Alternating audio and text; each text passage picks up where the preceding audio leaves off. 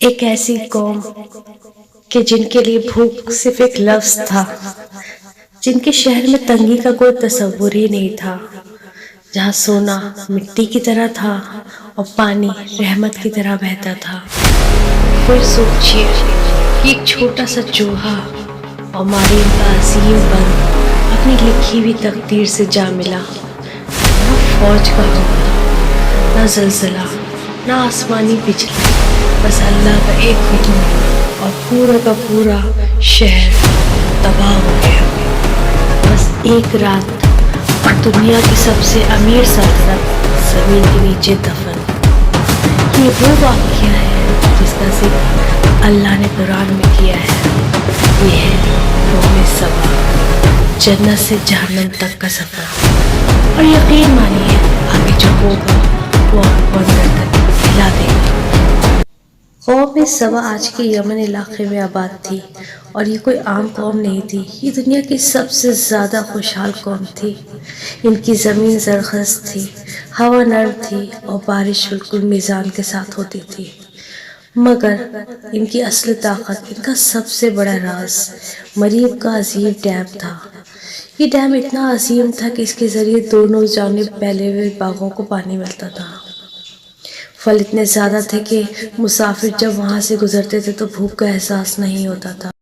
قرآن اس منظر کو خود بیان کرتا ہے کہ سبا کے لیے اس کے رہنے والوں کی جگہ پر ایک نشانی تھی، دائیں اور بائیں دو باندھ، اور پھر اللہ فرماتا ہے کہ اپنے رب کے رزق کھاؤ اور اس کا شکر ادا کرو۔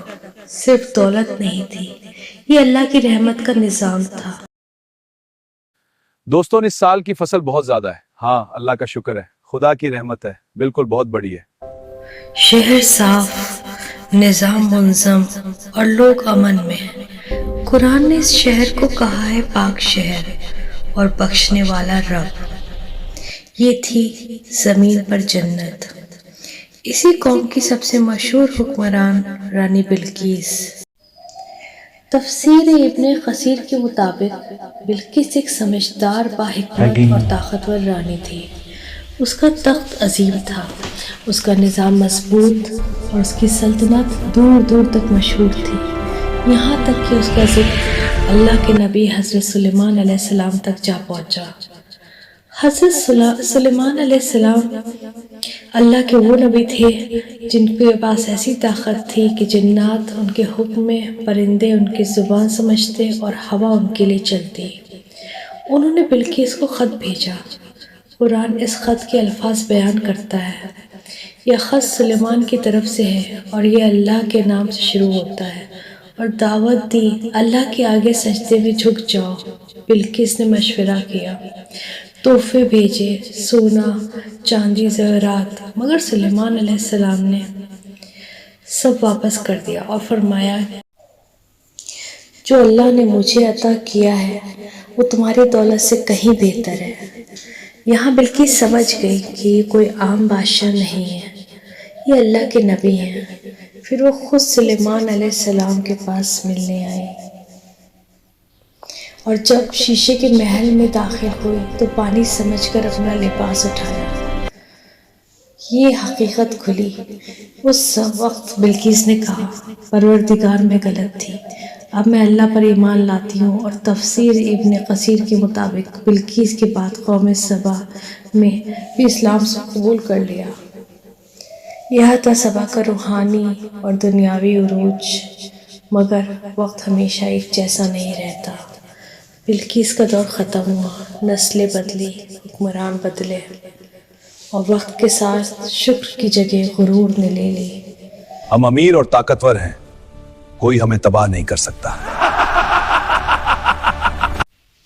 اللہ کا ذکر کم ہوتا گیا اور اپنی طاقت کا نشہ بڑھتا گیا۔ اللہ نے انہیں تبلیغ دی، نبی بھیجے، لیکن انہوں نے مذاق اڑایا۔ نبیوں نے ان سے کہا لوگوں تمہاری غمنڈ اور شرک سے اللہ تمہیں سزا دیں گے، شرک چھوڑ دو ورنہ اللہ کی سزا بھگتنی پڑے گی۔ لیکن قوم سبا ہنس دیتی، وہ جواب دیتے۔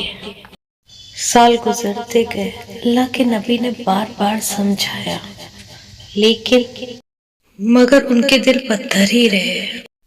اور یہیں سے ان کے زوال کا فیصلہ ہو چکا تھا۔ قرآن یہاں ایک ایسی بات بتاتا ہے جو عقل کو ہلا کر رکھ دیتی ہے۔ اللہ فرماتا ہے، تو جب انہوں نے پیٹھ پھیری ہم نے ان پر بند توڑ دینے والا سیلاب بھیج دیا۔ روایتوں کے مطابق مرین ڈیم کی بنیاد میں چوہوں نے سوراخ کرنا شروع کر دیا۔